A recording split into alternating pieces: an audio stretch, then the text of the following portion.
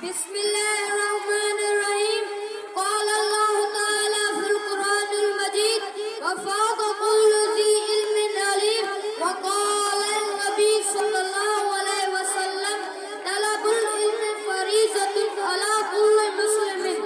صدق اللہ العظیم. جن کے کردار سے آتی ہو صداقت کی مہک، ان کی تدریس سے پتھر بھی پگھل جاتے ہیں.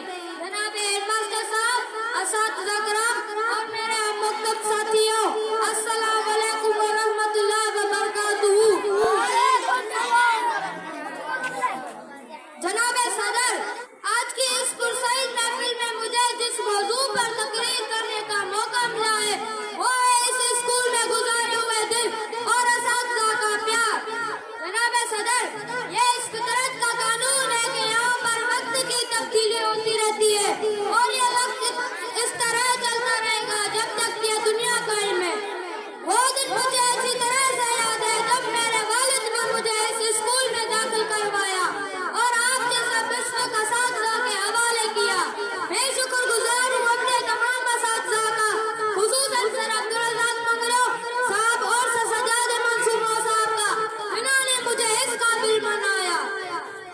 بکل شاعر، ماں باپ اور استاد سب ہیں خدا کی رحمت ہے، روک ٹوک ان کی حد تمہاری نعمت.